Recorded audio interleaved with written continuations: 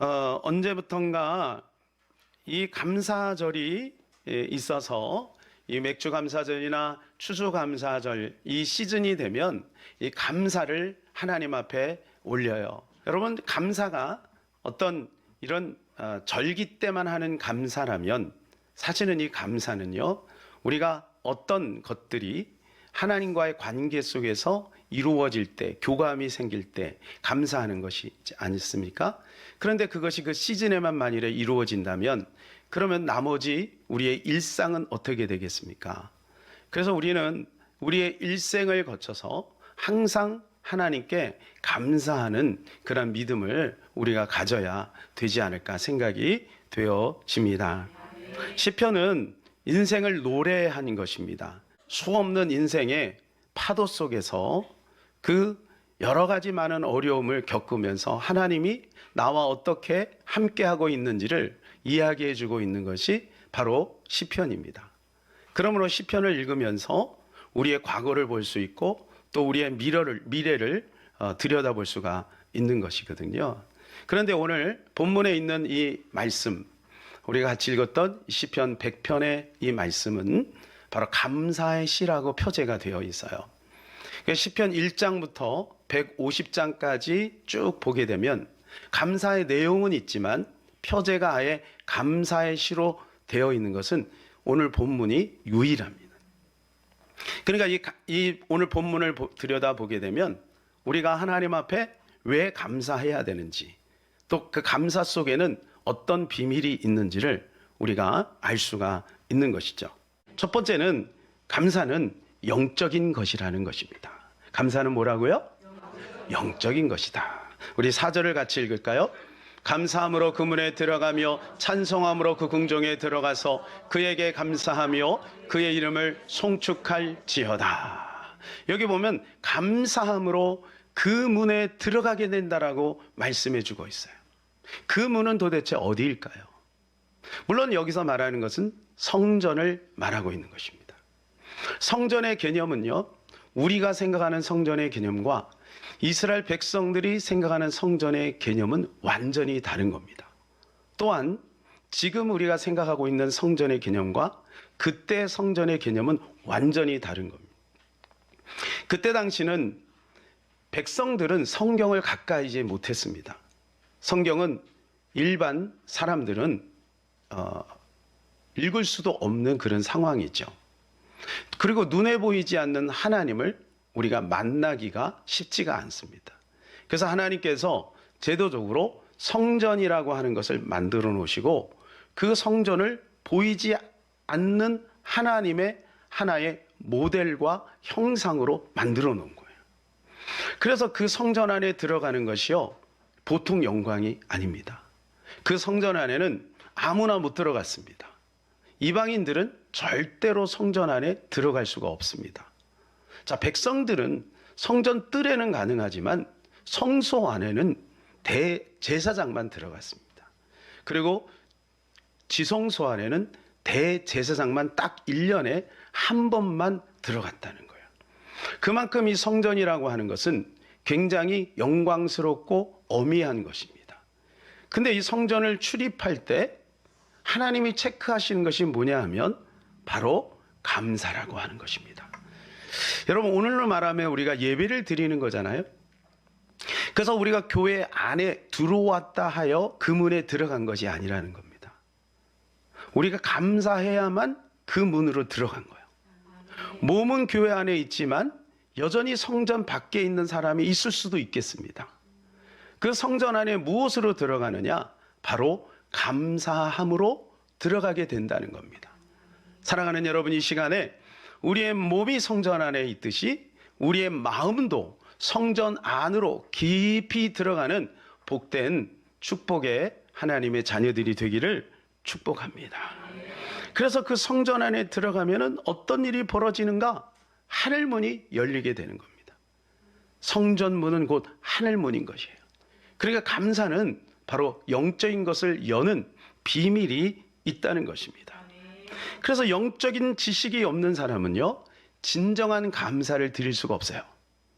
맥주감사절이니까 감사하세요. 추수감사절이니까 감사하세요. 감사일기 쓰면 복을 받아요? 그러니까 감사는 할 수 있어도 진정한 하나님이 나에게 베풀어 주신 그 은혜를 경험하지 않은 사람은 하나님 앞에 진정한 감사를 드릴 수가 없다는 것이지요. 감사는 하늘문을 여는 열쇠가 됩니다. 그래서 영적으로 깨어 있어야만 우리가 늘 삶 속에서 감사를 하나님 앞에 드릴 수가 있는 것입니다. 예수님은 유독히 감사를 많이 하셨습니다. 특별히 예수님의 감사는요, 역설적인 감사가 있어요. 자, 예를 들어서 마태복음 11장 26절 우리 다 같이 읽을까요? 아버지여 이것을 지혜롭고 슬기 있는 자들에게는 숨기시고 어린아이들에게 나타내심을 감사하나이다. 옳소이다. 이렇게 된 것이 아버지의 뜻이니이다. 이 상황을 설명해 드리면 예수님은 지금 고라신하고 그 다음 벳세다에서 이제 복음을 증거했어요. 그런데 그곳에서 이 복음이 전파되지 않는 거예요.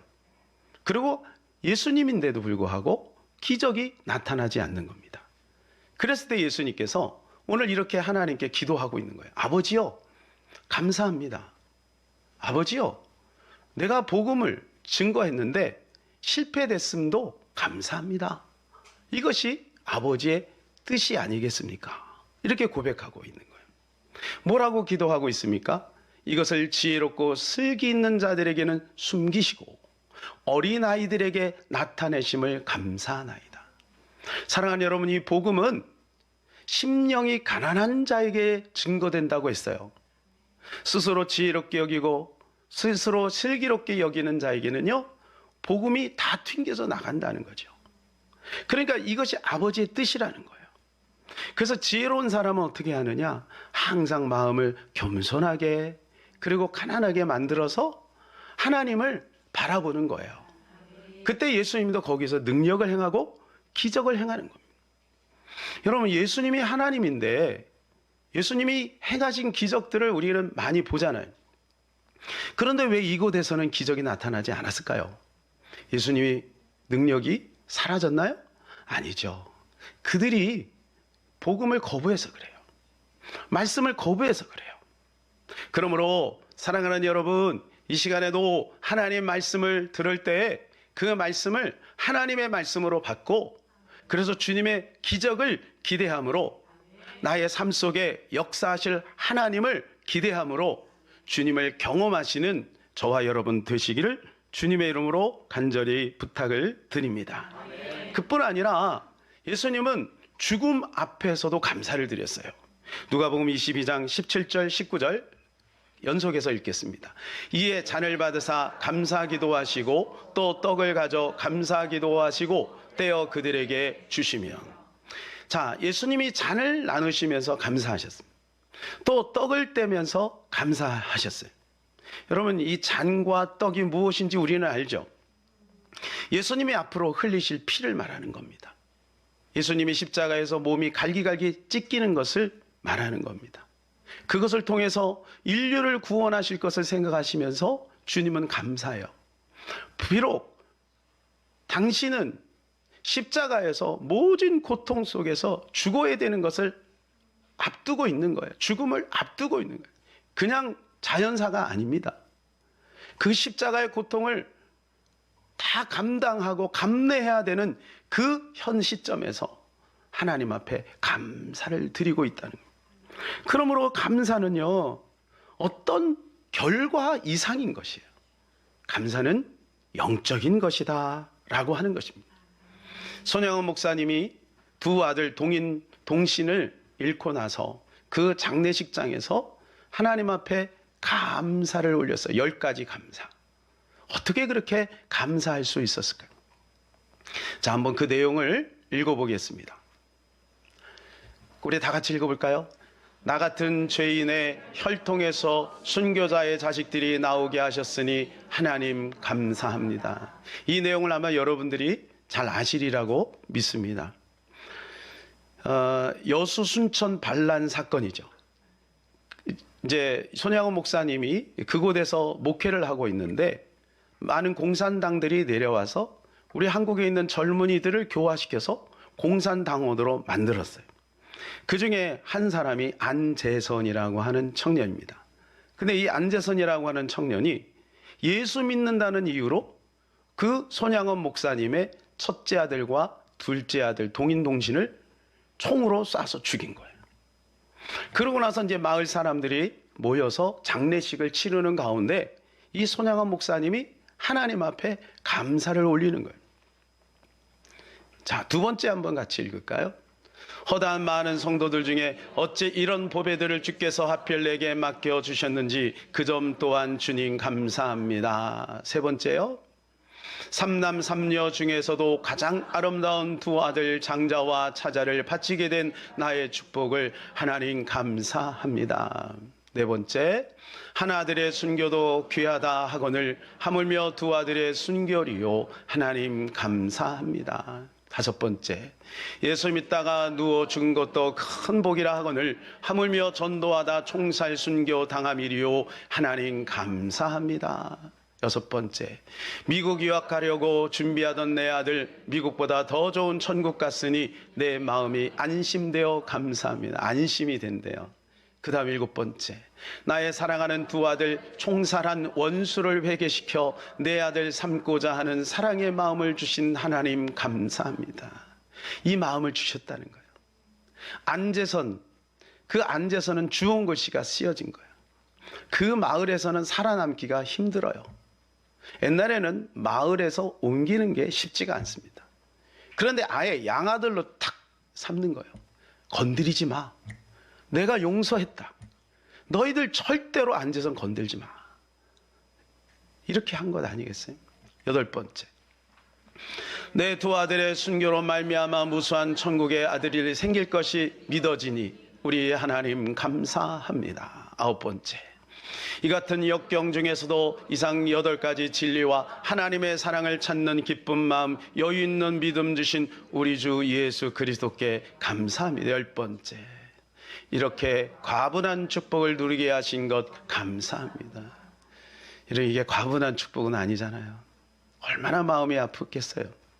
그런데도 이 손양원 목사님은 하나님 앞에 감사를 올렸어요. 이것은 인간적인 생각에서는 절대로 감사가 나올 수가 없는 것입니다. 이것은 영적인 것입니다. 하나님과 하나가 되고 주님의 마음이 우리 손양원 목사님 마음에 임했기 때문에 가능해진 것이죠. 여러분, 그래서 혹시 여러분이 고통 중에도 하나님 앞에 감사할 마음이 있다는 것은 이미 여러분이 엄청난 복과 은혜를 누리고 있다는 사실이지요. 두 번째는 감사는 믿음입니다. 뭐라고요? 감사는 믿음이다. 뭐라고요? 다시 한번. 감사는 믿음이다. 우리 3절 다 같이 읽겠습니다. 여호와가 우리 하나님이신 줄 너희는 알지어다. 그는 우리를 지으신 이요 우리는 그의 백성이니 그의 것이니 그의 백성이요 그의 기르시는 양이로다. 오늘 이 시편 기자는 그렇게 고백을 하고 있는가? 여호와가 누구인가? 여호와가 누구인가? 여호와는 우리 하나님이시다. 그러니까 여러분, 감사는 어디에서부터 나오냐면 조건과 문제가 해결되어졌을 때, 축복이 왔을 때 감사하는 것이 아니라 감사는 그 본질이신 하나님을 만났을 때 감사가 터지는 거예요. 여호와 그는 우리 하나님이다. 그리고 그는 창조주입니다. 그리고 우리는 그의 것이다 라고 하는 것을 이 시편 기자가 깨달은 것이죠. 그리고 하나님 앞에 감사를 올리고 있는 겁니다. 여러분, 믿음이라고 하는 것은요, 어떤 목표를 세워놓고 그것이 이루어질 것을 믿는 것도 믿음이지만 진정한 믿음은 그의 존재를 믿는 겁니다. 여호와 하나님의 존재, 그가 계심, 그가 여전히 나를 사랑하심, 이것을 믿는 것이 믿음인 것입니다. 그럴 때 여러분, 우리의 문제도 쉽게 해결되는 것을 보게 돼요. 그래서 성경에 수많은 사람들에게 하나님께서 말씀하시는 게 뭐냐면 내가 여호와라. 오늘 우리가 하자, 두려워하지 말라. 내가 너와 함께함이라. 여러분, 이 말씀은 말이 안 되는 얘기예요. 두려움이 있기 때문에 두려워하는 거잖아요. 뭐 잘 되고 있는데 왜 두려워하겠어요? 놀라지 말라. 놀랄 일이 너무 많은 거예요. 그리고 지금 내가 놀래고 있는데 주님 말씀하시, 아니 그러지 말고 두려움을 제거시켜 주시고, 두려움의 요새를 제거시켜 주시고, 놀랄 일들을 제거시켜 주시고, 그러면 안 하면 되잖아. 그런데 너 두려움이 있어도, 두려울 게 있어도, 놀랄 게 있어도 두려워하지 마, 놀라지 마, 이 말씀이에요. 그러니까 우리가, 하나님이 우리에게 요구하는 게 뭡니까? 믿음인 겁니다. 이 말씀을 붙잡은 사람은 곧 두려움이 사라지게 되고 곧 놀랄 일이 사라지게 되는 거예요. 그 문제의 근본이 사라지게 되는 거예요. 그것이 바로 믿음인 거예요. 그래서 감사는 뭐냐? 믿음인 거예요. 아무것도 염려하지 말라. 다만 모든 일에 기도와 간구로 너희 구할 것을 감사함으로 하나님께 아뢰라. 보세요, 여기도 마찬가지예요. 염려거리가 있단 말이에요. 그러니까 염려하고 있잖아요, 지금. 근데 주님 뭐라 그래요? 염려하지 말래요. 그러니까 주님이 원하는 건 뭐냐 하면, 병 주고 약 주는 게 아니라, 하나님은 병 주고 약 주는 게 아니라 구조적으로 이 땅에 살아가는 모든 인간들은 고통이 있다는 거예요. 여러분, 고통이 없는 사람이 어디 있어요? 아픔이 없는 사람이 어디 있어요? 다 있어요. 그러나 믿음이 있는 사람은 그 상황 가운데서도 하나님이 역사하실 것을 믿고 감사한다는 거예요. 그때 거기에 기적이 나타난다는 거예요. 그러니까 하나님이 보시는 건 뭐냐 하면 너희 능력을 보는 게 아니라는 거예요. 하나님 보시는 거 한 가지, 감사함으로 그 문에 들어가기를 원해요. 감사할 때 들어갈 수 있다는 거예요. 감사함. 얼마나 놀랍습니까? 만납교회 김병상 목사님, 여러분 아마 잘 아실 거예요. 이 목사님은 큰 목회를 하고 있잖아요. 그런데 하나의 핸디캡이 있어요. 그것은 딸이 장애예요, 장애. 근데 이 딸이 선천적 장애가 아니라 약을 어릴 때 잘못 먹어갖고 약으로 인해서 장애가 생긴 거예요. 그러니 얼마나 억울하겠어요. 아니, 태어날 때긴 장애면 그냥, 이거 하나님의 뜻이겠거니 받아주면 되는데, 어릴 때 약을 잘못 먹어서 그랬으니 너무 속상한 거예요. 그러니 그 목회하는 가운데 얼마나 바쁩니까? 그 딸을 돌봐주는 게 쉽지가 않았어요. 그러다 하나님의 은혜로 말미암아서 천사 같은 사위를 만났습니다. 장애인데 귀한 사위를 만났어요. 너무 감사한 거죠. 그런데 그 사위가 너무 힘들어하는 거예요. 너무 고통스러워하는 거예요. 그걸 보면서 문득 이런 생각이 들었대요. 혹시 내가 그 딸을 다시 돌봐줘야 될 상황이 오지 않을까? 이런 목사임에도 그게 두려운 거예요. 그게 너무나도 무거운 짐이 되는 거야. 그동안 그 무거운 짐을 살았는데 이제 벗어났잖아요. 천사 같은 사위를 만나서 벗어났잖아요. 그런데 사위가 너무 힘들어하는 거예요. 감사하게 다시 회복이 되고 지금은 잘 살고 있어요. 그런데 김병삼 목사님이 깨달은 게 있어요. 자기는 미국에 유학도 가고 아버지가 큰 목회를 하니까 그 대를 이어서 이제 그것도 분당에서, 그죠? 천당 다음 가는 분당에서 목회를 하니까 앞길이 쫙 열렸잖아요. 그래서 어떤 마음을 가지면 엘리트 목회를 해야 되겠다. 엘리트 목회. 그런 생각을 하고 있었다는 거예요. 그런데 딸이 그렇게 돼버리고 나니까 자기가 어렵잖아요. 힘들잖아요. 그때부터 성도들이 눈에 들어오기 시작하는 거예요.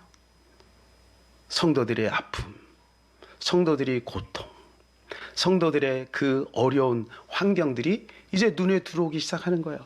그러니까 그 사람들을 위해서 사랑하고, 그리고 또 메시지도 그렇게 준비하게 되었다는 그런 고백을 하는 것을 들었습니다. 여러분, 그래서요, 때로는 하나님이 우리에게 그러한 어려움들을 허용하실 수도 있구나, 그런 생각을 깨닫게 됐어요. 사랑하는 여러분, 감사는 믿음입니다. 믿음으로 출발하면 모든 것을 다 감사할 수 있는 것이고, 거기에는 아름다운 해석이 있게 되는 것이죠. 마지막 세 번째로는 감사는 축복입니다. 뭐라고요?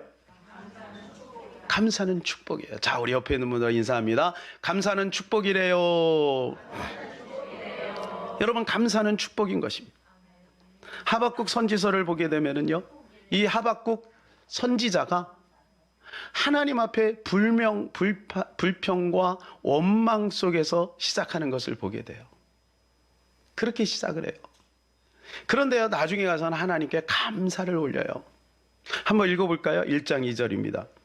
여호와여, 내가 부르짖어도 주께서 듣지 아니하시니 어느 때까지이리까? 내가 강포로 말미암아 외쳐도 주께서 구원하지 아니하시나이다. 여러분, 이런 기도 쉽게 찾아보기가 쉽지 않습니다. 선지자가 하나님 앞에 불평하고 있는 거야. 하나님 왜 듣지 않으세요? 하나님 왜 내 기도를 외면하세요?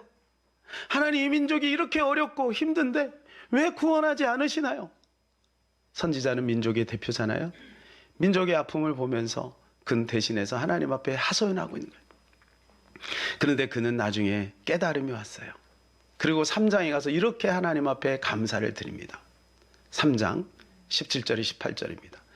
비록 무화과 나무가 무성하지 못하며 포도나무에 열매가 없으며 감람나무에 소출이 없으며 밭에 먹을 것이 없으며 우리의 양이 없으며 외양간에 소가 없을지라도, 보세요, 못하며 없을지 여전히 없어요. 1장의 그 형편이 나아지지 않았어요. 그런데 그는요 18절에서 이렇게 고백을 합니다. 나는 여호와로 말미암아 즐거워하며 나의 구원의 하나님으로 말미암아 기뻐하리로다. 오히려 하나님을 찬송하고 있지 않습니까? 그의 본질, 그의 존재를 발견하고 나니까. 왜 이렇게 바뀌었을까요? 여러분, 1장과 3장 사이에는 몇 장이 있습니까? 어렵습니까? 1장과 3장 사이는 2장이 있잖아요. 2장에서 뭔가 변화가 생긴 거예요. 2장에서 하나님이 응답하세요. 뭐라고 응답하시면, 너의 상황을 잘 읽어라. 너희가 지금까지 어떻게 살았는지를 잘 이해해라. 내가 수없이 선지자들을 보내고 수없이 너희들을 권면하지 않았느냐. 그러나 너희는 내 말을 듣지 않고 우상을 섬기고 나를 떠나지 않았느냐. 그러니 내가 어찌할 수 없이 너희 민족에게 이런 고통을 줄 수밖에 없는 것이다. 이것이 바로 내가 너희를 향한 사랑이다. 그리고 더 중요한 것을 말씀하세요. 나는 여호와라. 나는 천지를 만든 여호와라. 그리고 물이 바다를 덮은 같이 나의 영광이 온 땅에 덮을 것이다. 소망을 주고 있는 거예요. 사랑하는 여러분, 아무리 형편이 힘들고 어려울지라도 하나님의 말씀이 임하게 되면 우리의 생각은 바뀌게 될 줄로 믿습니다. 그리고 거기에 비로소 감사가 터지게 되는 것입니다. 이 하박국 선지자는 그것을 경험한 것이죠. 한 부인이 있었습니다. 이 부인은 참 해결하지 못하는, 어찌할 수 없는 고통이 있었어요. 그는 남편을 예수 믿게 하고 싶은데 이 남편이 점점 술 고주망태가 되는 거예요. 술 주정이 얼마나 심한지, 한번 술을 마시고 들어오면 집안이 난장판이 돼버리는 거예요.